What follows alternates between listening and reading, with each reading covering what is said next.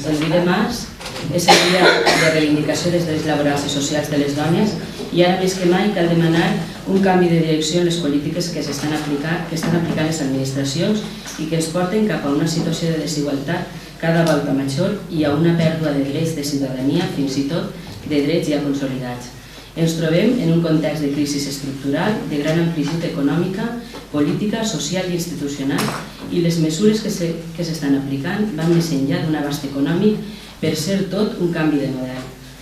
Les retallades econòmiques i els canvis en la legislació estan incidint molt durament sobre la vida de les dones, que es veu especialment afectada pel desmantellament de les prestacions dels serveis públics, de la reforma laboral i de les pensions i de la negociació col·lectiva.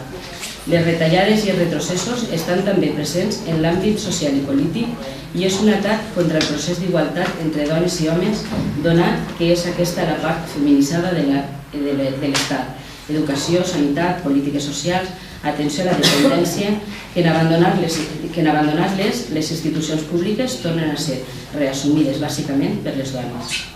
A la nostra societat continuen sent molt presents els prejudicis sexistes que adjudiquen rols estereotipats i tradicionals a dones i a homes i que són la causa de la reproducció de la desigualtat, de la manca de respecte a les llibertats de les dones, dels comportaments discriminatoris davant de la diversitat de gènere i en els quals es fonamenten la violència contra les dones.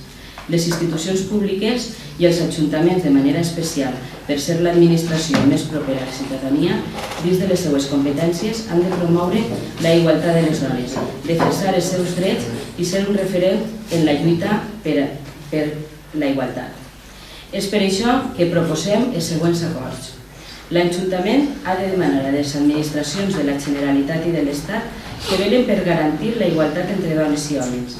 I això vol dir que demanarà que les retallades no incidisquen de manera especialment dura en les dones.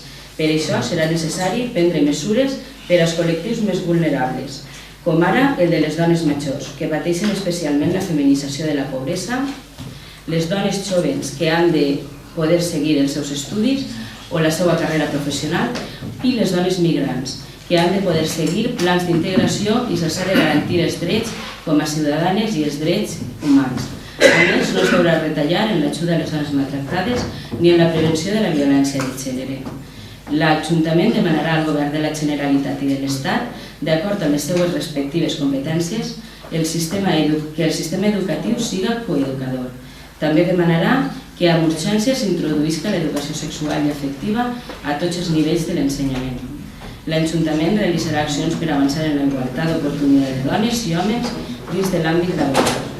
La perspectiva de gènere ha de ser presentada a tota l'activitat municipal i l'Ajuntament amb l'aplicació de mesures per a la igualtat que de manera transversal han d'estar presents a tots els departaments i a tots els àmbits municipals, així com la seva avaluació.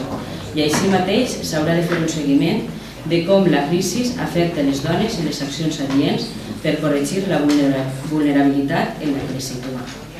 L'Ajuntament intentarà establir un manual d'ús de llenguatge no sexista que s'haurà de complir a tota la seva activitat i a tots els nivells de comunicació.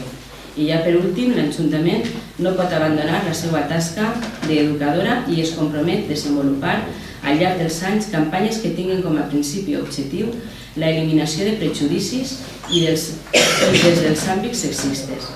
També s'haurà de promoure accions per promoure l'apoderament de les dones, així com augmentar la seva participació en la presa de decisió en l'àmbit públic.